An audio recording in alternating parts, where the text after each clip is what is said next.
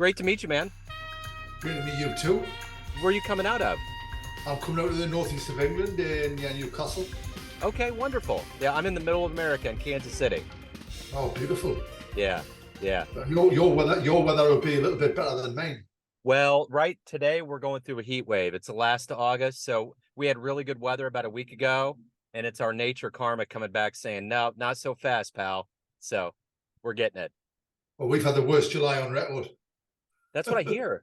I've for talked to a rain. few from UK. Yeah, it's great. So like no just rain, no sun. Constant rain. Man. See, I couldn't do Right. that. I'm a sunshine kind of guy. So when I think about like Seattle and places like that, it's just too much. Right. Yeah. I like a Well, bit of sun myself. I'm thinking about relocating. We'll see. yeah, yeah, for sure. Well, cool. Well, I want to kind of peel the layers back and get into your life and as the radical fitness guy. And I want to know, how did you survive the last 3 years with COVID? How did you get through it? And how did it change you? I basically I didn't take any notice of it. I think it's just one big scam. But weight training, what I do for a living, that's what got me through.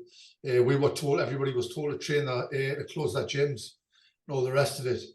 But I just carried on because my livelihood would have been taken away if I'd done that.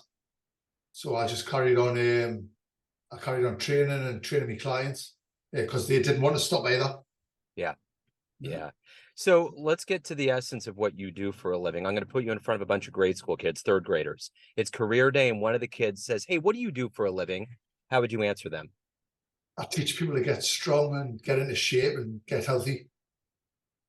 So let's figure out how you got to this point. Talk to me a little bit about where you were born and raised and what some of these seeds were put into you to help people get to a better place physically in their lives.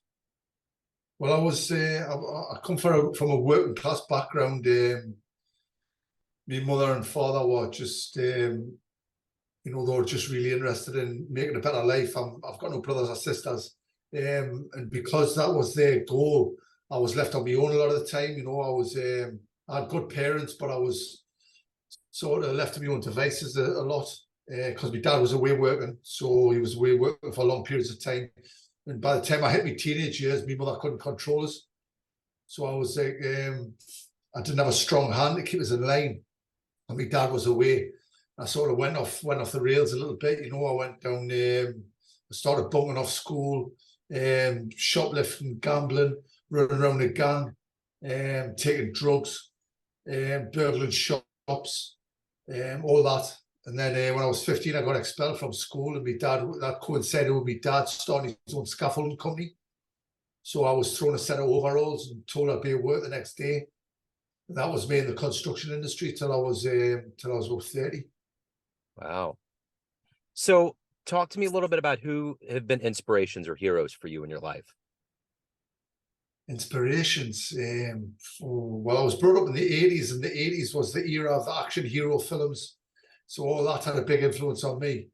The masculine side of my dad was a very much a man's man. And when I was thrown into the scaffolding industry at 15, I was surrounded by big men who were, no nonsense type of guys. So I think they were my influences. I can't think of anybody who really stuck out. I mean, Arnold Schwarzenegger, Sylvester Stallone, if you're talking about the movies and stuff like that. Yeah, yeah. So let me ask you this, things obviously changed at 15 for you. If you were to have a dream tonight, run into that version of you, and you could give that version of you a piece of advice based on the life you've lived, the wisdom you've gained so far, what would you tell that young version of you? I would tell him that you are enough and you can achieve anything if you work hard enough. Right on. Let me ask you this. Of all of the people that exist on the planet right now, if you could meet anybody and spend some time with them, who would it be?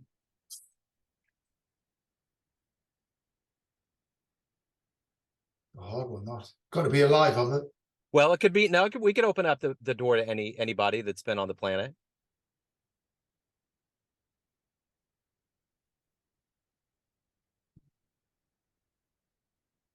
Probably Marcus Aurelius has been a big influence on my life. Yeah. So speaking of that, and speaking of people that have a lot of motivation in their lives, what is that daily for you, your motivation to get up, to accomplish what you want to get done to help people? Yeah, I get up at 3 a.m. every morning, and I work on myself before I do anything. I read personal development. I fill in my journal, and then I go and work out, and I train clients at 6 a.m.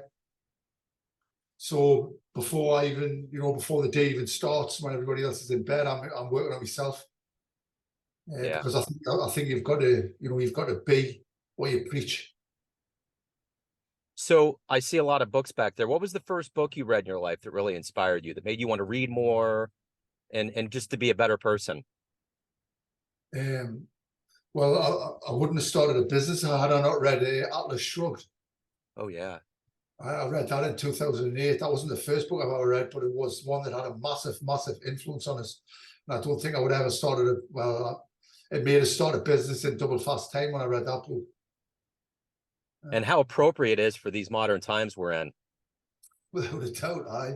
It's got a Have you read very, that yourself? Have you read it yourself? oh yeah, yeah, Yeah, yeah. It took us yeah. 6 months to read that. Yeah, it's pretty heavy. Yeah, and a lot of her work is just so prophetic in these modern times that we're living through right now. Like it's almost like she had some crystal ball we didn't know about, you know. It's crazy. Definitely. Yeah. So, talk to me a little bit about what has been one of your best client success stories that you've been involved with? Well, there was a guy. There's a guy had he had a tumor on his pituitary gland, and he used to take injections of growth hormone.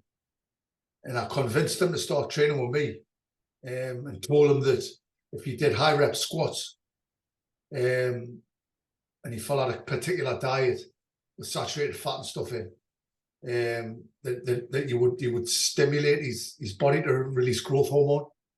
Now, we used to go and see specialists every few months, and he'd been taking growth hormone for years since he was a child. And when he went and seen the consultants, they basically said to him, whatever it is that you're doing, carry on doing it, because your levels are the best of ever been. Wow.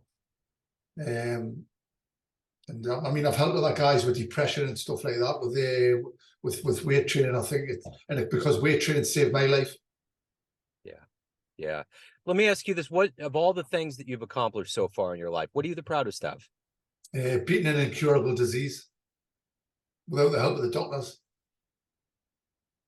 So everyone out there has a perception of you. Family, friends, clients, colleagues, but you run the show. What's your perception of you? Who do you think you are? Somebody who tells the truth, somebody who's no nonsense, and somebody who wants to help people. If anyone out there wants to hire you, learn more about you, anything about your world, where can they go? Where's the best place? Radical Strength Coach on Instagram. Okay, cool. This has been great, man. Thank you for opening up. Thank you for your story. Best of luck with everything. And hopefully the sun comes back. Thanks very much for your time. Thank you. Take care. Bye-bye.